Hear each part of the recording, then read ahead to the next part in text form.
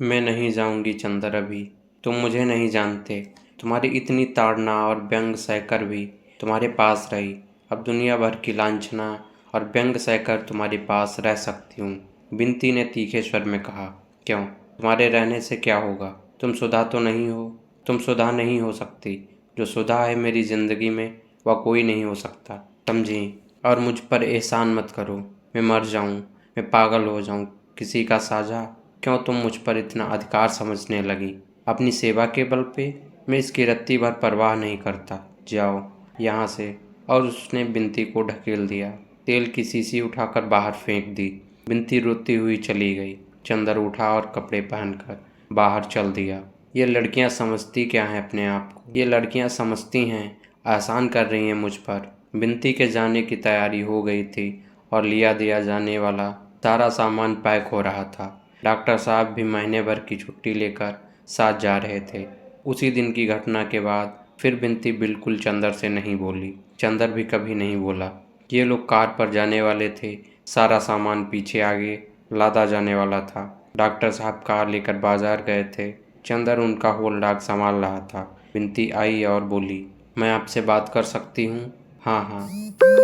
तुम उस दिन की बात का बुरा मान गई। अमूमन लड़कियां सच्ची बात का बुरा मान जाती हैं। बोलो क्या बात है? चंदन ने इस तरह कहा जैसे कुछ हुआ ही ना हो। बिनती की आंखों में आंसू आ गए थे। चंदर, आज मैं जा रही हूँ। हाँ, या तो मालूम है उसी दिन का इंतजाम कर रहा हूँ। पता नहीं मैंने क्या अपराध किया चंदर कि तुम्हारा स्नेह खो बैठी। ऐसा ही था चंदर। तो आते ही आते इतना स्नेह तुमने क्यों दिया था? मैं तुमसे कभी भी दीदी का स्थान नहीं मांग सकती। तुमने मुझे गलत क्यों समझा? नहीं बिनती, मैं अब स्नेह इत्यादि पसंद नहीं करता हूँ। पूर्ण परिपक्व मनुष्य हूँ और ये सब भावनाएं मुझे अच्छी नहीं लगती। स्नेह वगैरह की दुनिया अब मुझे बड़ी उथली लगती है। तभी चंदर, इतने दिन में रोते रोते बिताए, तुमने एक बार पूछा भी नहीं जिंदगी में सिवा दीदी और तुम्हारे कौन था? तुमने मेरे आंसुओं की परवाह नहीं की। तुम्हें कसूर नहीं देती। कसूर मेरा ही होगा चंदर।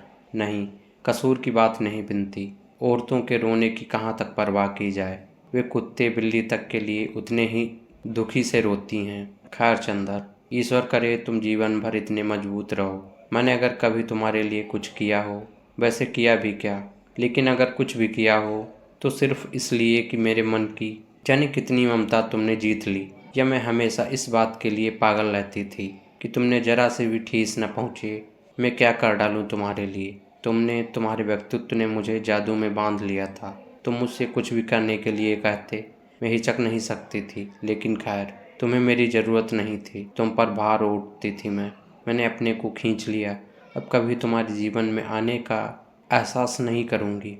या भी कैसे कहूँ, कभी तुम्हें मेरी ज़रूरत पड़ेगी।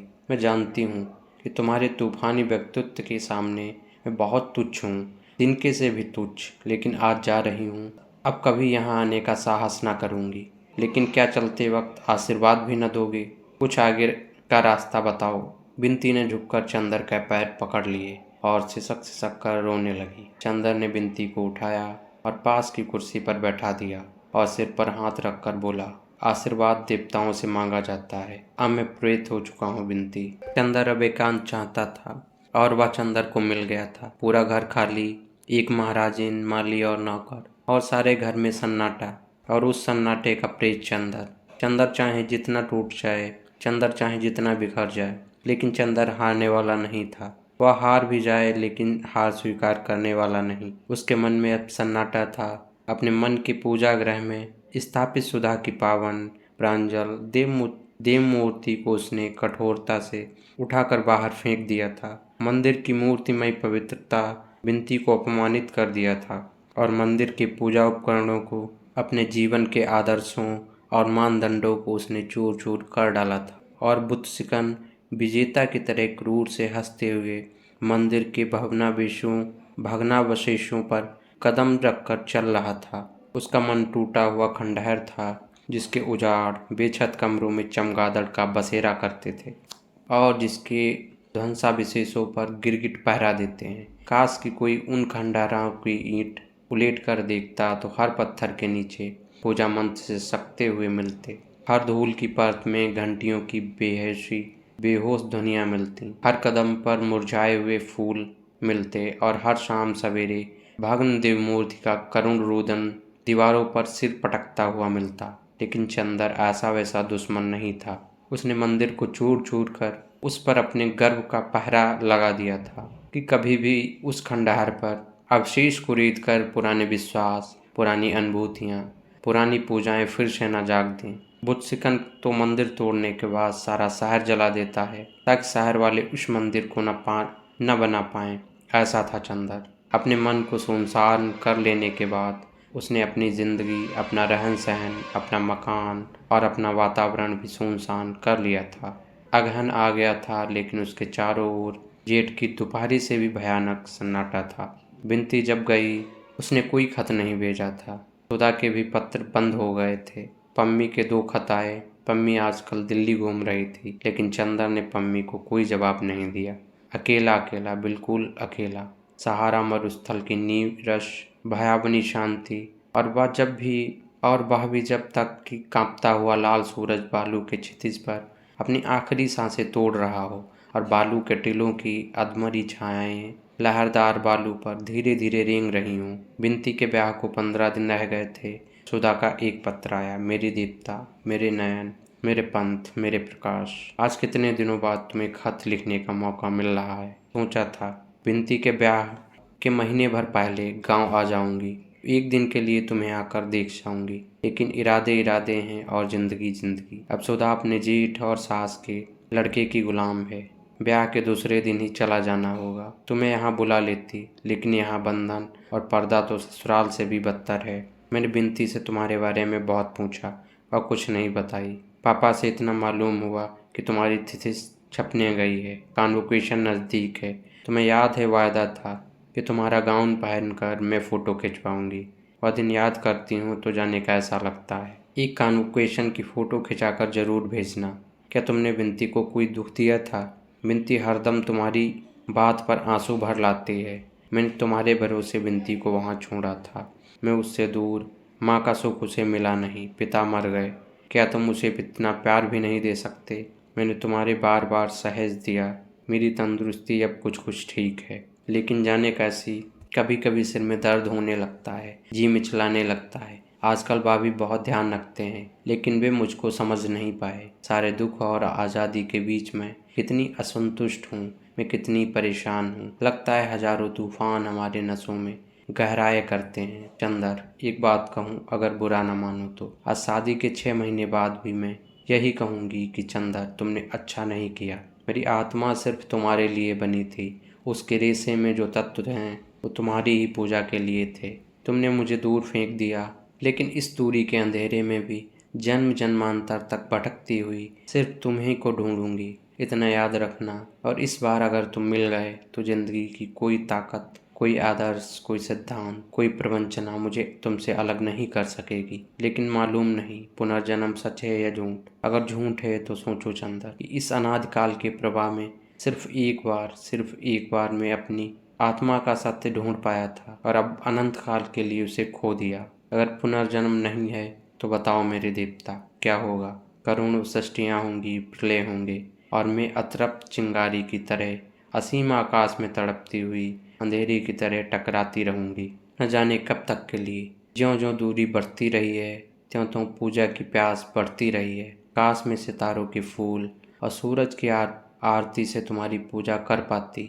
लेकिन जानते हो मुझे क्या करना पड़ रहा है? मेरे छोटे भतीजे नीलू ने पहाड़ी चूहे पाले हैं। उनके पिंजड़े के अंदर एक पहिया लगा है और ऊपर घंटी लगी है। अगर कोई अभागा चूहा उस चक्र में उलझ जाता है तो ज्यों-ज्यों छोड़ने के लिए वह पैर चलाता है, त्यों तो चक्र घूमने लगता है, घंटियां बजने लगती हैं। नीलू बहुत खुश होता है, लेकिन चूहा थक कर बेदम होकर नीचे गिर पड़ता है। कुछ ऐसे ही चक्कर में मैं फंस गई हूँ चंदर।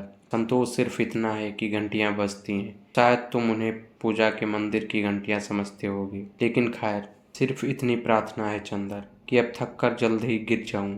मेरे भाग्य, खत का जवाब जल्दी ही देना। पम्मी अभी आई या नहीं? तुम्हारी जन्म जन्म की प्यासी सुधा। चंदा ने खत पढ़ा और फौरन लिखा, प्रिय सुधा, तुम्हारी पत्र बहुत दिनों के बाद मिला। तुम्हारी भाषा वहां जाकर बहुत निखर गई।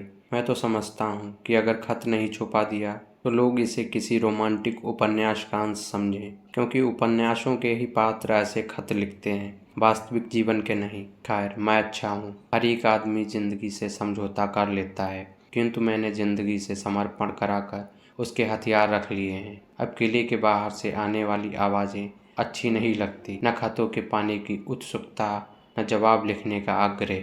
अगर मुझे अकेला छोड़ दो तो बहुत अच्छा होगा। मैं विनती करता हूँ, मुझे खत मत लिखना। आज विनती करता हूँ, क्योंकि आज्ञा देने का साहस भी नहीं, अधिकार भी नहीं, व्यक्तित्व भी नहीं। खत तुम्हारा तुम्हें भेज रहा हूँ। कभी जिंदगी में कोई ज़रूरत पड़े तो ज़रूर याद करना, बस इसके अलावा कुछ नहीं। अपने में संतुष्ट, चंद्र कुमार कपूर। उसके बाद फिर वही सुनसान जिंदगी का डर्रा।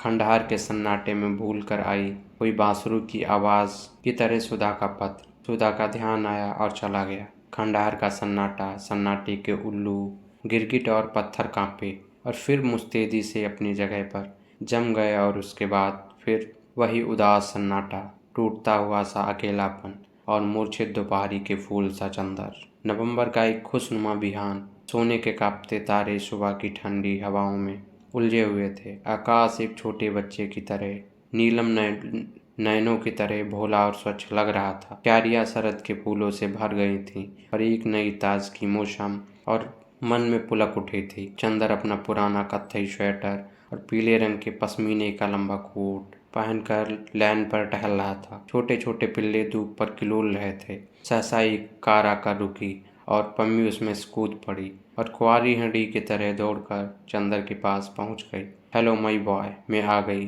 चंदर कुछ नहीं बोला। आओ ड्राइंग रूम में बैठो, उसने उसी गुरदासी आवाज में कहा। उसे पम्मी के आने की कोई प्रसन्नता नहीं थी। पम्मी उसके उदास चेहरे को देखती रही, फिर उसके कंधे पर हाथ रखकर बोली, क्यों कपूर, कुछ बीमार हो क्या? नहीं तो, आजकल मुझे मिलना जुलना अच्छा नहीं लगता। अकेला घर भी है, उसने उसी फीकी आवाज में कहा। क्यों, मिस सुधा कहाँ हैं और डॉक्टर शुक्ला? वे लोग मिस बिनती की शादी में गए हैं। अच्छा, उसकी शादी भी हो गई? डैम इट, जैसे ये लोग पागल हो गए हैं। बर्टी, सुधा, बिनती, क्यों मिलते जुलते क्यों नहीं तुम? यूं ही मन नहीं होता। समझ गई, जो मुझे 3-4 साल पहले हुआ था। कुछ निराशा हुई है तुम्हें? पम्मी बोली। नहीं, ऐसी कोई बात नहीं। कहना मत अपनी जबान से। स्वीकार कर लेने से पुरुष का गर्व टूट जाता है। यही तो तुम्हारे चरित्र में मुझे प्यारा लगता है। खैर, यह ठीक हो जाएगा। मैं तुम्हें ऐसे नहीं रहने दूंगी। मसूरी में इतने दिन क्या करती रही? चंदर ने पूछा। योग साधन, पम्मी ने हंसकर कहा। जानते हो, आजकल मसूरी में बर्फ पड़ रही है। मैंने कभी बर्फ के पहाड़ नहीं देखे थे। अंग्रेजी उपन्यासों में बर्फ पड़ने का जिक्र बहुत सुना था। सोचा देखती आऊँ। क्या कपूर, तुम खत क्यों नहीं लिखते थे? मन ही नहीं होता था। अच्छा, बर्टी की शादी कब होगी? चंदा ने बात टालते हुए कहा। हो भी गई, मैं आ भी नहीं पाई कि सुनते हैं। जेनी एक दिन बर्टी को पकड़कर खींच ले गई और पादरे से बोली, अभी शादी करा दो। उसने शादी करा दी। लौटकर जेनी ने बर्टी का शिकारी सूट फाड़ डाला और अच्छा सा सूट पहना दिया। बड़े विचित्र हैं दोनों। एक दिन सर्दी के वक्त बर्टी स्वेटर उतार कर जेनी के कमरे में गया। तुम्हारे गुस्से के जेनी ने सिवा पतलून के सारे कपड़े उतार कर बर्टी को कमरे से बाहर निकाल दिया। मैं तो जब से आई हूँ रोज नाटक देखती हूँ। हाँ देखो, यह तो मैं भूल ही गई थी। और उसने अपनी जेब से पीतल की एक छोटी सी मूर्ति निकालकर मेज पर रखी। एक भोटिया औरत इसे बेच रही थी। मैंने इसे मांगा तो वह बोली, यह सिर्फ मर्दों के लिए है। मैंने पूछा क्यों? तो बोली, इसे अगर मर्द पहन ले तो उस पर किसी औरत का जादू नहीं चलता। वह औरत या तो मर जाती है या भाग जाती है, या उसका ब्याह किसी दूसरे से हो जाता है। तो मैंने सोचा तुम्हारे लिए लेती चलूं। चंदा ने देखा, वह अवलोकितेश्वर की महाज्ञानी मूर्ति थी। उसने हंसकर उसे ले लिया, फिर बोला, और क्या लाई अपने लिए? अपने लिए एक नया रहस्य लाई हूँ। क्या? इधर देखो मेरी ओर, मैं सुंदर लगती हूँ? चंदर ने देखा। पम्मी 18 साल की लड़की सी लगने लगी है। चेहरे के कोने भी जैसे गोल हो गए थे और मुंह पर बहुत ही भोलापन आ गया था। आंखों में कंवारापन था। चेहरे पर सोना और केसर, चंपा, हर श्रृंगार घुल मिल गए थे। सचमुच पम्मी, लगता है जैसे कुमार लौट आया है तुम पर। परियों के कुंज से अपना बचपन फिर चुरा लाई क्या? नहीं कपूर, यह तो रहस्य लाई हूँ, हमेशा सुंदर बने रहने का। और परियों के कुंज से नहीं, गुहानों के कुंज से। मैंने हिमालय की छां से एक नया संगीत सुना कपूर। मांसलता का संगीत। मसूरी के समाज में घुल मिल गई और मादक अनुभूतियाँ बटोरती रही बिना किसी पश्चाताप के। मैंने देखा कि दिनों दिन निखरती जा रही हूँ। कपूर, शख्स इतना बुरा नहीं जितना मैं समझती थी। तुम्हारी क्या राय है? हाँ, मैं भी देख रहा हूँ। शख्स लोगों को उतना बुरा लगता नहीं जितना मैं समझता था। नहीं चंदर, सिर्फ इतना ही नहीं। अच्छा मान लो तुम आजकल उदास हो और तुम्हारा सिर इतनी इस तरह अपनी गोद में रख लूँ तो कुछ संतोष तो नहीं होगा तुम्हें। और पम्मी ने चंदर का सिर सचमुच अपने श्वासांदोलित वक्ष से चिपका लिया। चंदर झल्लाकर अलग हट गया। कैसी अजब लड़की है। थोड़ी देर चुप बैठा रहा, फिर बोला, क्यों पम्मी, तुम एक लड़की हो। मैं तुम्ही से पूछता हूँ, क्या लड़कियों के प्रेम में शख्स अनिवार्य है? हाँ, पम्मी ने स्पष्ट स्वरों में जोर देकर कहा। लेकिन पम्मी, मैं तुमसे नाम तो नहीं बताऊंगा, लेकिन एक लड़की है जिसको मैंने प्यार किया है, लेकिन शायद वह मुझसे शादी नहीं कर पाएगी। मेरे उसके कोई शारीरिक संबंध भी नहीं है। क्या तुम इसे प्यार नहीं कहोगी? कुछ दिन बाद जब उसकी शादी हो जाए तब पूछना, तुम्हारा सारा प्रेम मर जाएगा। पहले मैं भी तुमसे कहती थी पुरुष और नारी के संबंध में एक ही अंतर जरूरी है। अब लगता है यह सब एक बुलावा है। पम्मी ने कहा। लेकिन दूसरी बात तो सुनो, उसी की एक सखी है। वह जानती है कि मैं उसकी सखी को प्यार करता हूँ, उसे नहीं करता। कहीं सेक्स की तृप्ति का सवाल तो नहीं? फिर भी वह मुझे प्यार करती है। इसे तुम क्या कहोगी? चंदर ने पूछा। यह और दूसरे ढंग की परिस्थिति है। देखो कपूर, तुमने हिप्नोटाइज के बारे में नहीं पढ़ा। ऐसा होता है कि अगर कोई हिप्नोटाइज एक लड़की को हिप्नोटाइज कर रहा है और बगल में दूसरी लड़की बैठी है तो चुपचाप यह देख रही है, तो वातावरण के प्रभाव से अक्सर ऐसा देखा जाता है कि वह भी हिप्नोटाइज हो जाती है। लेकिन वह एक क्षणिक मानसिक मूर्छा होती है जो टूट जाती है, पम्मी ने कहा। चंदर को लगा जैसे बहुत कुछ सुलझ गया है। एक क्षण में उसके मन का बहुत सारा भार उतर गया। पम्मी, मुझे तुम ही एक ऐसी लड़की मिली जो साफ बातें करती हो और एक शुद्ध तर्क और बुद्धि के धरातल से। बस मैं आजकल बुद्धि का उपासक हूँ। भगवान से चिढ़ है। बुद्धि और शारीरिक, बस यही दो आदमों के मूल तत्व हैं। हृदय तो दोनों के अंतर संघर्ष की उलझन का नाम है, पम्मी ने कहा और सहसा घड़ी देखते हुए बोली, 9 बज रहे हैं, चलो 9:30 से मैटिनी है, आओ देख आएं। मुझे कॉलेज जाना है। मैं जाऊंगा नहीं कहीं। आज इतवार है प्रोफेसर कपूर। पम्मी चंदर को उठाकर बोली, मैं तुम्हें उदास नहीं होने दूंगी। मेरे मीठे सपने, तुमने भी मुझे इस उदासी के इंद्रजाल से छुड़ाया था, याद है ना? और चंदर के माथे पर अपने गरम मुलायम ऊँट रख दिए। माथे पर पम्मी के ऊँटों की गुलाबी आग चंदर की नसों को गुदगुदा गई। वह क्षण भर के लिए अपने को भूल गया। पम्मी के रेशमी फ्राक के गुदगुदे हुए स्पर्श, उसके बच्च की अमलाई गरमाई और उसके स्पर्श के जादू में खो गया। उसके अंग अंग में सुबह की शबनम ढकेलने लगी। पम्मी उसके बालों को अंगुलियों से सुलझाती रही, फिर कपूर के गाल थपथपाकर बोली, चलो। कपूर जाकर बैठ गया। तुम ड्राइव करो, पम्मी बोली। चंदर ड्राइव करने लगा और पम्मी कभी उसके कॉलर, कभी उसके बाल, कभी उसके ऊँटों से खेलती रही। सात चांद की रानी ने आखिर अपनी निगाहों के जादू से सन्नाटे के प्रेत को जीत लिया। स्पर्शों को सुकुमार रेशमी तारों ने नगर की आग को शबनम से सींच दिया।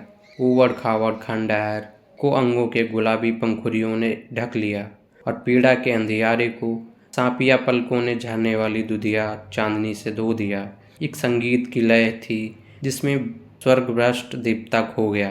संगीत की लय थी, उदाम यौवन का भरा हुआ ज्वार था जो चंदर को एक मासूम फूल की तरह बहा ले गया। जहाँ पूजा दीप बुझ गया था वहाँ तरुणाई की सांस इंद्रधनुषी समा झिलमिला उठी थी। जहाँ फूल मुरझाकर धूल में मिल गए थे वहाँ पुरखिराजी स्पर्शों के सुकुमार हरसिंगार झर पड़े। आकाश के चांद के लिए जिंदगी के आंगन में चलता हुआ कन्हैया थाली के प्रतिबिंब में ही भूल गया।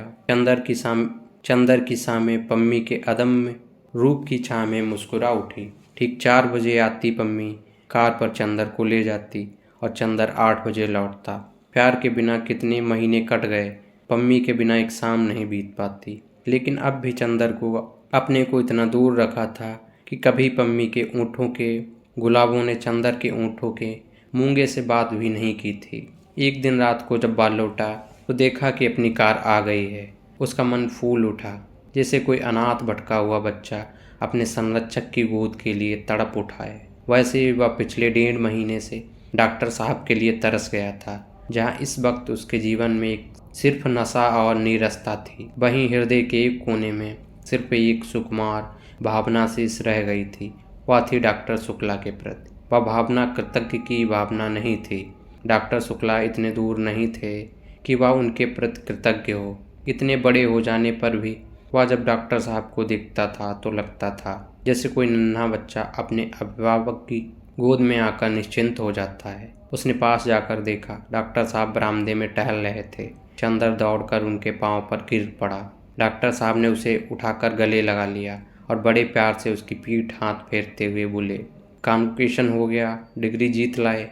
जी हाँ, बड़ी विनम्रता से चंदर ने कहा। बहुत ठीक, अब डीलेट की तैयारी करो, तुम्हें जल्दी ही सेंट्रल गवर्नमेंट में जाना है। डॉक्टर साहब बोले, मैं तो 15 जनवरी को दिल्ली जा रहा हूँ, कम से कम साल भर के लिए। इतनी जल्दी? ऑफर कब आया? चंदर ने अचरज से पूछा।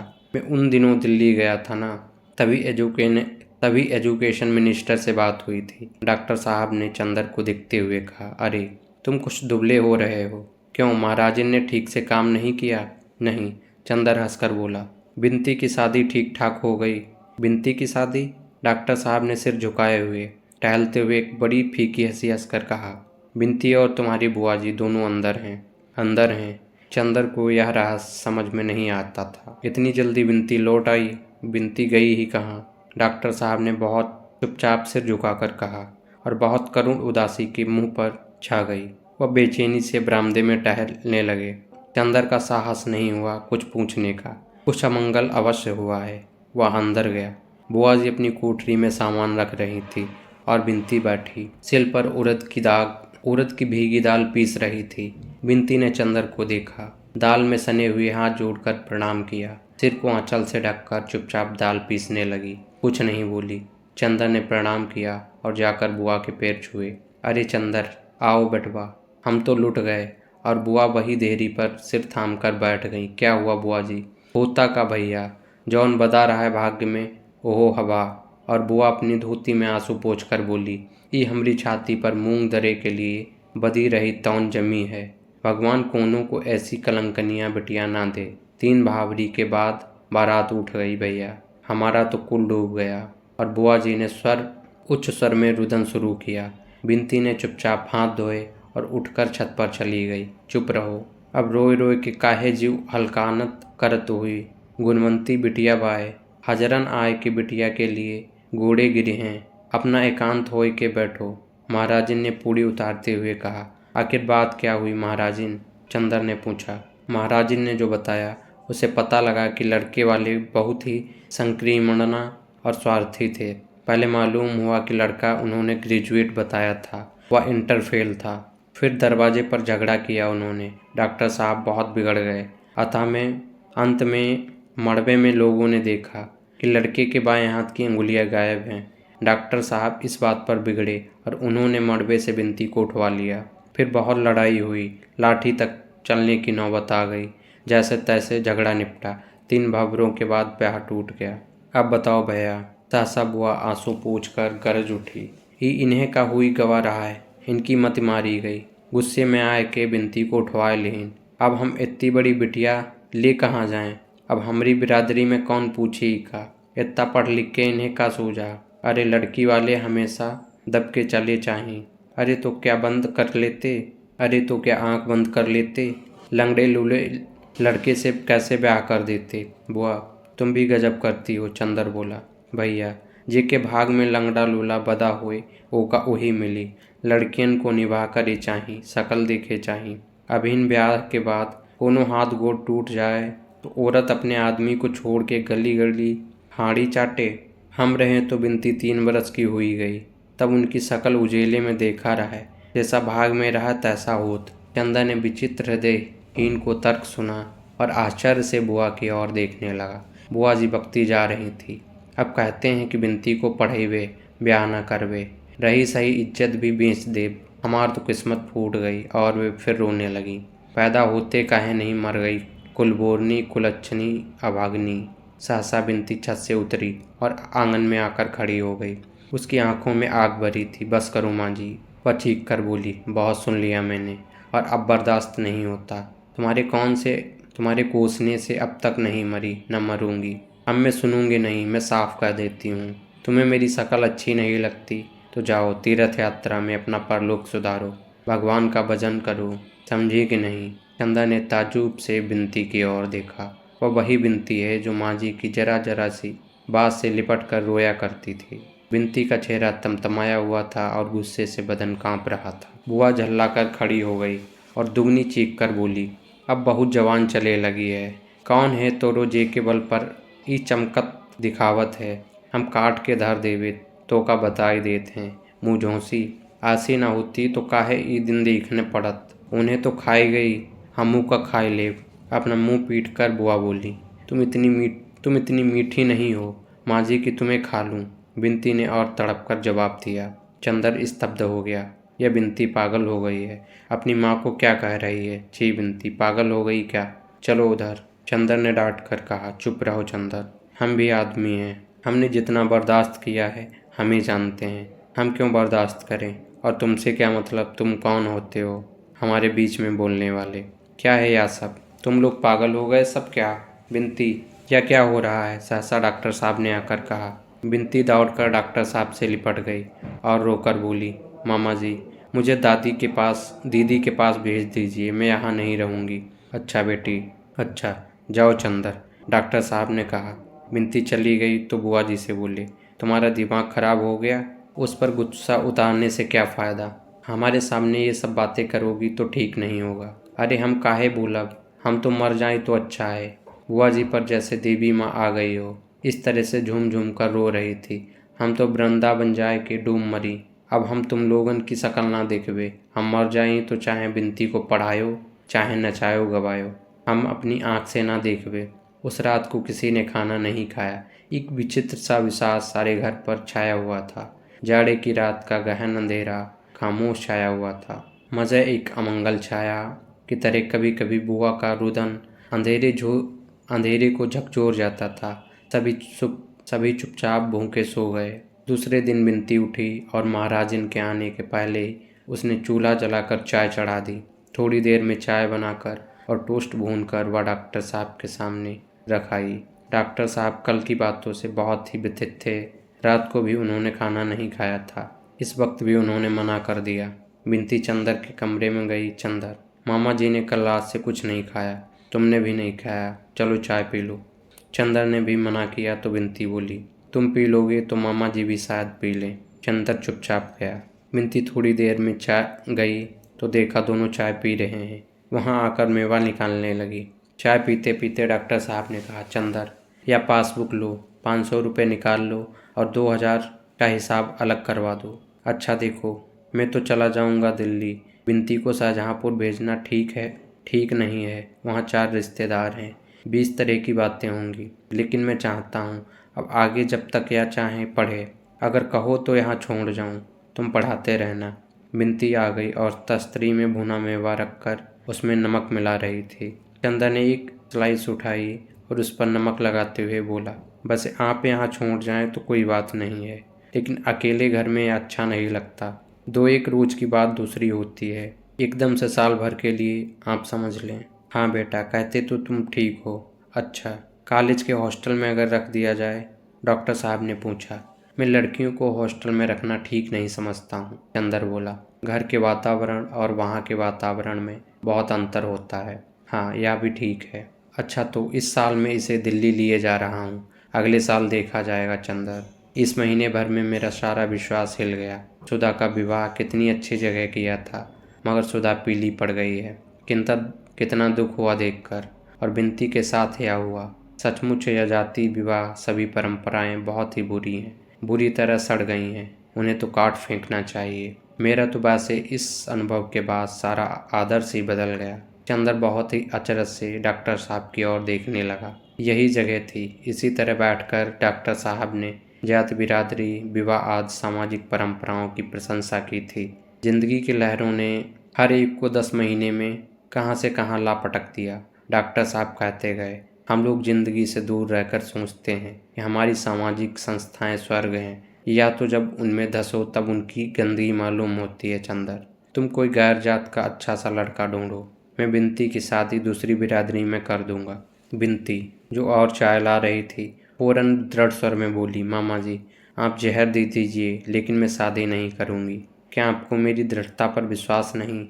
क्यों नहीं बेटी? अच्छा, जब तक तेरी इच्छा हो पढ़।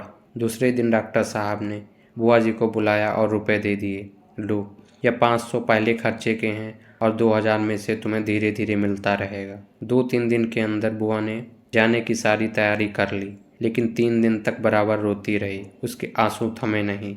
बिनती चुप थी। भाभी कुछ नहीं बोली। चौथे दिन जब वह सामान मोटर पर रखवा चुकी थी तो उन्होंने चंदर से बिनती को बुलवाया। बिनती आई तो उन्होंने गले से लगा लिया और बेहद रोई, लेकिन डॉक्टर साहब को देखते ही फिर बोल उठी, हमारी लड़की का दिमाग तुम ही बिगाड़े हो। दुनिया में भाइयों अपना नहीं होत, अपनी लड़की को बिया दियो, हमारी लड़की। फिर बिनती को चिपटा कर रोने लगी। चंदर चुपचाप खड़ा सोच रहा था। अभी तक बिनती खराब थी, अब डॉक्टर साहब खराब हो गए। बुआ ने रुपए संभाल कर रख लिए और मोटर पर बैठ गई।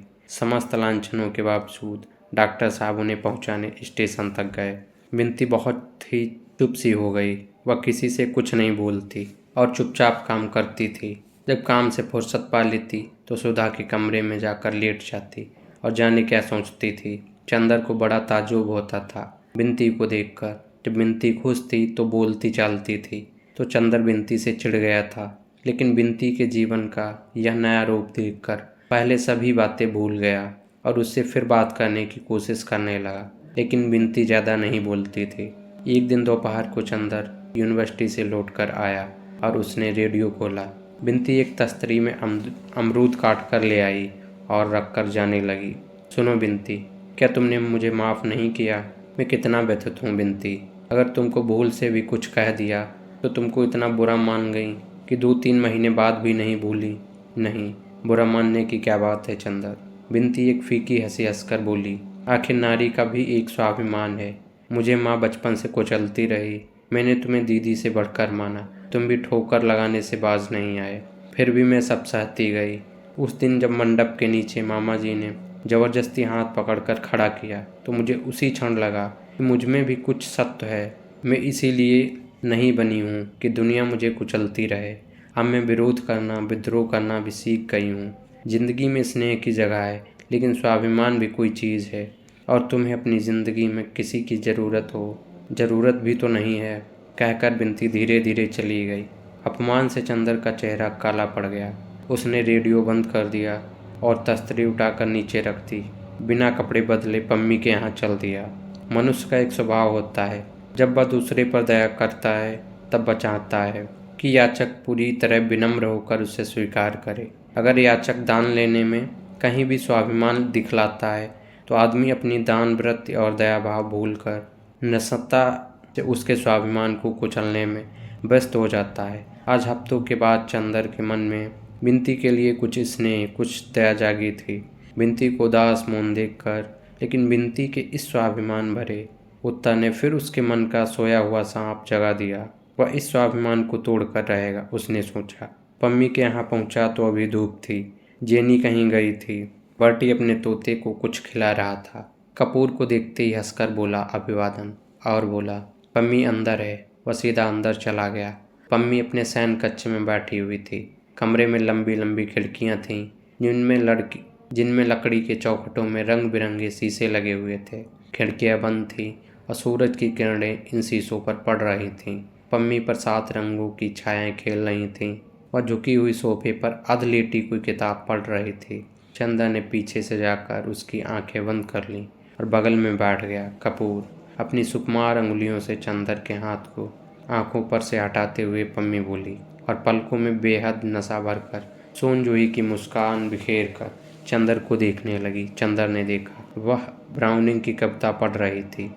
वह पास बैठ गया। पम्मी ने उसे अपने बच्चे पर खींच लिया और उसके बालों से खेलने लगी। चंदर थोड़ी देर चुप लेटा रहा, फिर पम्मी के गुलाबों ऐंठों पर अंगुलियां रखकर बोला, पम्मी, तुम्हारे बच्चे पर सिर रखकर मैं जाने क्यों सब कुछ भूल जाता हूँ। पम्मी, दुनिया वासना से इतना घबराती क्यों है? मैं ईमानदारी से कहता हूँ, कि अगर किसी को वासनाहीन प्यार करके, किसी के लिए त्याग करके मुझे जितनी शांति मिलती है, पता नहीं क्यों मानसलता में भी उतनी ही शांति मिलती है।